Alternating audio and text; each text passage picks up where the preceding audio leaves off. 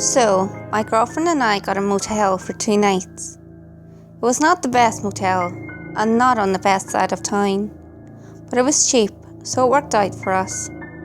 I was 20 and she was 19 at the time. Anyways, the first night went fine.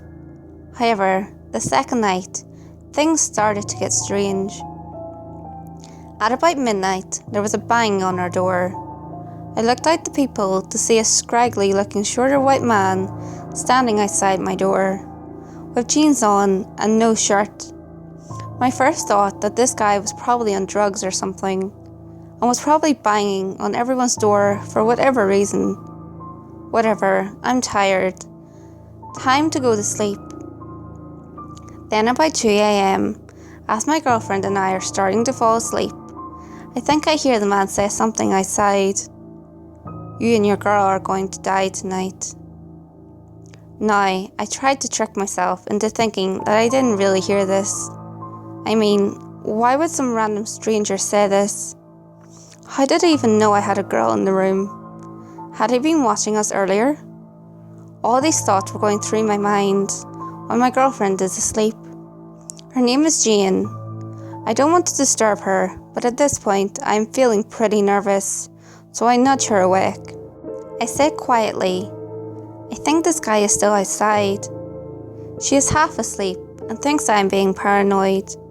He begins to knock on her door again. Alarmed, we get up to look through the peephole.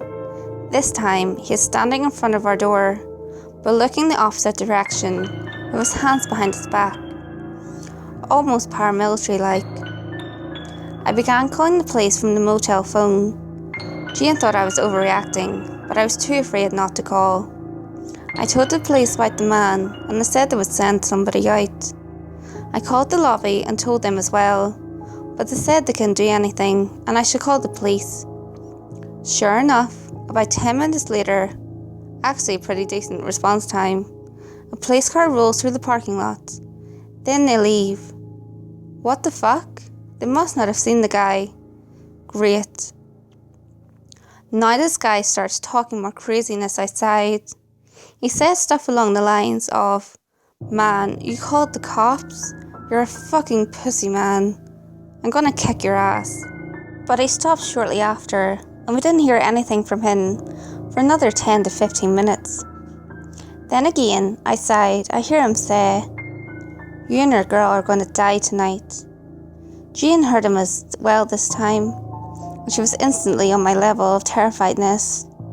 And she hadn't heard this before, and insinuated I was over-paranoid or hearing things. She insisted we call the police, and this time I let her talk to them. She was much more shooken up on the phone, and conveyed a necessary sense of urgency I wasn't capable of. Again, a police cruiser comes through the parking lot. I see the car is about to leave again. Pissed off, I walked outside to the cruiser, and felt safe enough to walk outside since the police were right there. I asked why they were leaving, and they said that they couldn't talk to the guy. But he wasn't doing anything obviously criminal, so they couldn't do anything about it. The officer said he was messing with the air conditioner to our room. I explained to the officer the comments we heard this man making by killing us, but again he told me there was nothing he could do. What the fuck, right? So the cops leave again. They leave me and my girlfriend alone at this motel with this crazy asshole for the second time. Now he is really pissed and must have seen me talking to the cops. Again, he's knocking on our door, calling me a pussy, saying he's gonna kick my ass. So I call the cops for the third time. By 15 minutes later, I heard the sound of handcuffs outside my room. I had never felt so relieved. I don't know what happened and why they finally decided to arrest him. I'm just glad they did. I could hear him saying, "What did I do? I didn't do anything," while they were cuffing him. As soon as the police were gone, my girlfriend and I left the motel. Luckily my friend was awake at 4 a.m. when I called him, and we crashed at his house for the night.